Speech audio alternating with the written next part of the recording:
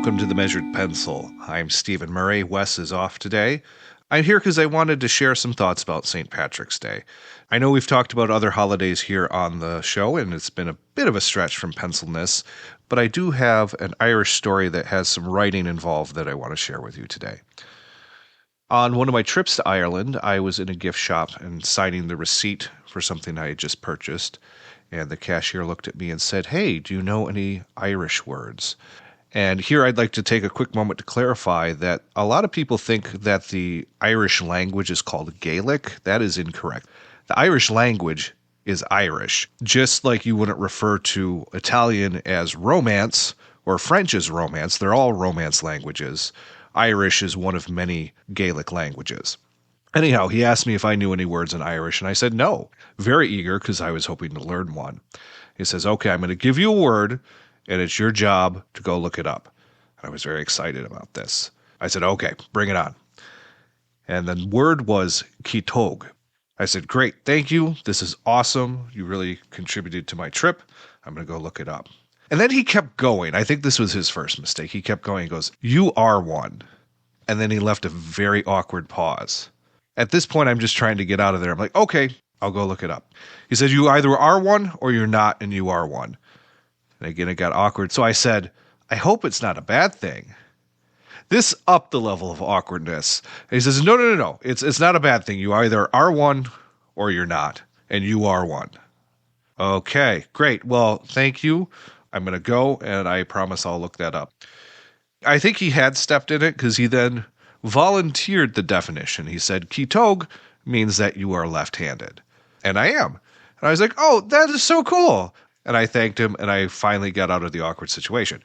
I've since looked it up, like he had asked me to. Kitog actually has two meanings.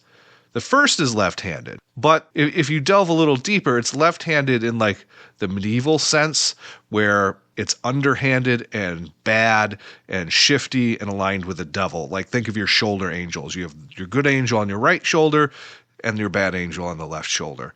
Or think of how back in primary school, back a couple generations back, they forced everybody to write with their right hand. I bet you right-handers don't know that. So I've embraced this word as part of my identity. It's on some of my profiles. I'm a Kitog. Now, which facet of that is something that I get to choose. But I think that's very appropriate for someone who identifies as Irish American. It makes me sad when people from the States go to Ireland and say, "Hey, I'm Irish." Well, no, you're not. Somebody in your distant history used to be Irish, but then they came over and now you're American. My family came over before the famine. I am actually not a majority Irish. I'm a majority Finnish and German, but my name bears my Irish lineage, Stephen Murray. So that's a part of my heritage that I choose to embrace. But I think that's kind of the thing being Irish American. You live in a discomfort. Did you know that the phrase "luck of the Irish" is not necessarily a good thing? The Irish are viewed as lazy and drunken. So when in the California gold rush, an Irishman struck it rich, all the other Americans would look at him and say, "Well, that's the luck of the Irish for you." Before I go, I want to leave you with one more story from my travels. And this to me sums up what being Irish is. When I was traveling with my father, we had made it our thing to stop and view the ruins of a castle every day. We were excited. We don't have castles in America.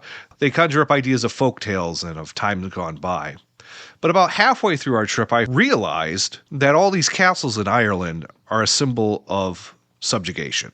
This is the Anglo-Saxon powers lording over them and protecting their holdings and keeping the natives down. That's what castles are in Ireland.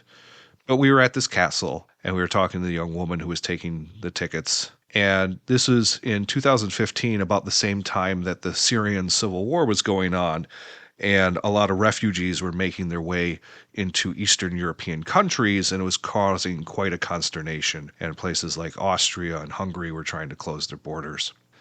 I don't know how the subject turned to this, but this young woman named Jenny finally blurted out, "We want them. Everybody here is saying, send them here, get them here. We want them. We will take care of them. We understand what this is." And that is a huge part of their history. Again, I spoke with the famine. There were migrants that had to leave their country because it wasn't safe, that they couldn't guarantee their own survival in their own country. That has really stayed with me. It's a core Irish value, hospitality. But this This has a deeper meaning. As you raise a glass, or not, this St. Patrick's Day, and toast with your Guinness and your potatoes, I want you to think on how being Irish means more than just drinking the beer. Sláinte.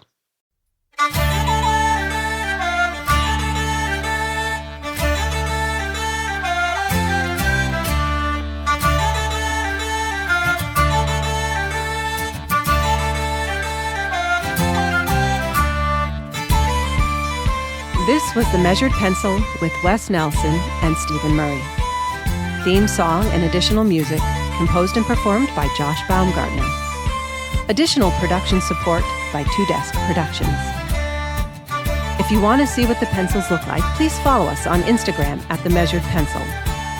If you'd like to share your pencil story, please record a short audio file, maybe 1 to 2 minutes, and email it to us at themeasuredpencil@gmail.com. Or, if you'd like us to review your favorite pencil, please email us with the name and it might appear on a future episode. Thanks for listening.